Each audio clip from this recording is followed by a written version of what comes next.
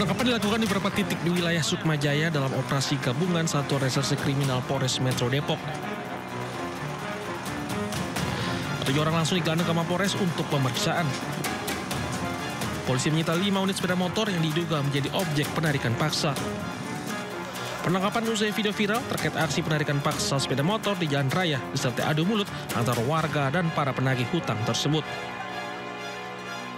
Meski beberapa dari mereka berupaya mengelak dan mengaku hanya sebagai tukang parkir, penyelidikan awal menemukan bukti berupa dokumen leasing dan data debitor di tangan mereka.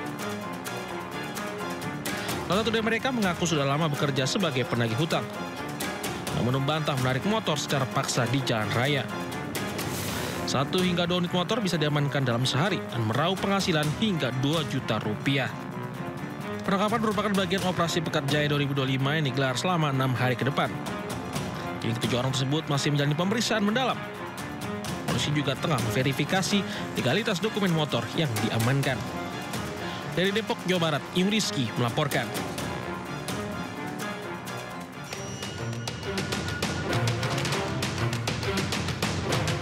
Seorang pria dengan tenang menggelar sajadah di halaman masjid di Jalan Bulaksari, Surabaya, Jawa Timur. Saat jemaah lainnya masuk ke masjid dan menunaikan sholat Jumat, pria itu melancarkan aksinya. Dalam waktu kurang dari 5 menit, ia mencuri sepeda motor yang terparkir. Peristiwa itu baru diketahui korban usai sholat Jumat selesai. Setelah menerima laporan korban, polisi akhirnya menyelidiki kasus itu dan menangkap pelaku. Pelaku ternyata sudah 2 kali masuk penjara untuk kasus serupa. Dia berpura-pura melaksanakan sholat Jumat. Dan pada saat sedang berjalannya sholat Jumat, pelaku melakukan aksinya dengan cara merusak rumah kunci sepeda motor dengan menggunakan kunci T. Selanjutnya pelaku membawa kabur kendaraan tersebut. Saat ini kasus yang melibatkan pelaku dilimpahkan. Penyidik sedang mengembangkan kasus untuk mengungkap pelaku lain yang masih buron. Dari Surabaya, Jawa Timur, Sony Hermawan Anyus melaporkan. Selamat siang pemirsa, Sindo Siang kembali hadir untuk menemani aktivitas Anda. Bersama saya, Nata Arman, berikut berita pilihan siang ini.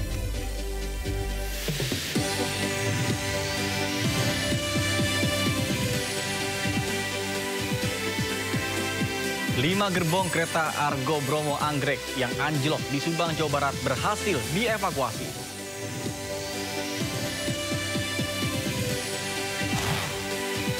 Itu ada larangan, dilarang. DPR anggap pengibaran bendera One Piece memecah belah bangsa, sementara Presiden Prabowo Subianto dan Wakil Presiden Gibran Rakabuming Raka justru menyukai animasi One Piece.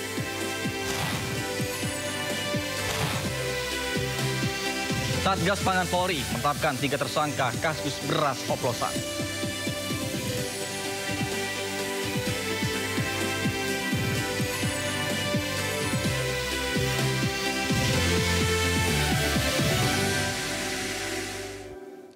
Pemirsa, kita awali Sindo Siang dengan informasi terkait dengan Gunung Lewotobi laki-laki di Nusa Tenggara Timur kembali erupsi pada Jumat malam.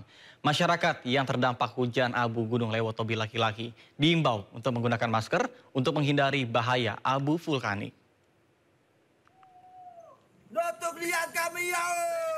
Erupsi terjadi pukul 20.48 waktu Indonesia Tengah dengan kolom abu teramati berwarna kelabu dengan intensitas tebal, condong ke arah barat dan barat laut.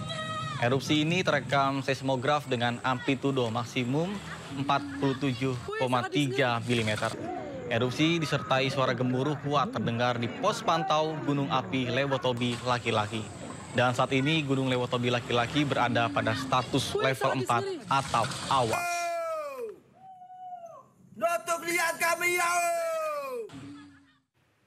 Sementara kebakaran hutan terjadi di lingkungan Bulu Tangkang, Kelurahan Ranggas, Kabupaten Mamuju, Sulawesi Barat. 4 hektar hutan terbakar mendekati permukiman warga. Kebakaran ini menyebabkan terjadinya 7 titik api, di mana 3 diantaranya merupakan titik api besar. 1 unit armada pemadam kebakaran diterjunkan ke lokasi, namun proses pemadaman terkendala akses jalan yang berada di atas perbukitan. Proses pemadaman harus dilakukan secara manual oleh personil gabungan damkar, BPBD, dan TNI Polri. Setelah lebih dari 3 jam, api akhirnya berhasil dipadamkan dan tidak meluas. Bahkan hingga kini belum diketahui secara pasti penyebab kebakaran yang melalap 4 hektar hutan tersebut. Kan kurang lebih 3-4 hektar yang terbakar. Itu sudah mendekati pemukiman ya? Iya, kemarin itu sempat agak menurun, tapi teman-teman dari tim gabungan itu ke atas untuk mematikan. Pemirsa, kebakaran hutan dan lahan yang terjadi di Kalimantan Barat menjadi atensi khusus pemerintah. Banyaknya titik api masih terpantau satelit maupun hasil identifikasi patroli Satgas Darat dan juga udara.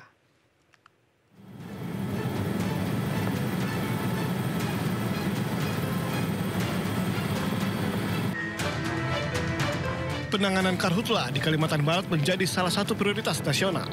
Saat pantauan udara, Badan Nasional Penanggulangan Bencana melihat jelas banyaknya titik api di wilayah Kalimantan Barat. Data karhutla pemerintah Provinsi Kalimantan Barat mencatat, luas area terdampak sampai dengan 31 Mei 2025 seluas 1.149,2 hektar. Wilayah paling luas terdampak karhutla berada di Kabupaten Ketapang. Dalam rapat koordinasi percepatan penanganan karhutla, BNPB menyampaikan, karhutla merupakan isu strategis dan menjadi salah satu atensi Presiden, sehingga hal ini harus jadi pokok perhatian bersama.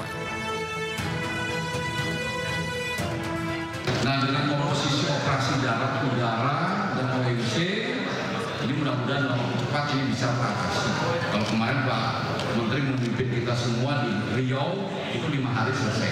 Ya, mudah-mudahan ini memang ada ratusan titik api di Kalimantan Barat. Sekarang nomor 1 karena yang di Sumatera kan sudah padam semua. Tapi mudah-mudahan awal Agustus minggu depan udah beres semua. Ya. Pemerintah pusat akan terus mendukung upaya penanganan karhutla di Kalimantan Barat.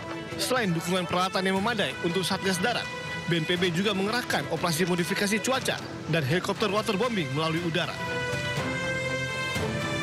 Sementara itu, Kementerian Lingkungan Hidup meminta TNI Polri menindak tegas siapapun yang terbukti bersalah membakar lahan untuk memberikan pemahaman dan efek jera. Tim Liputan iNews melaporkan.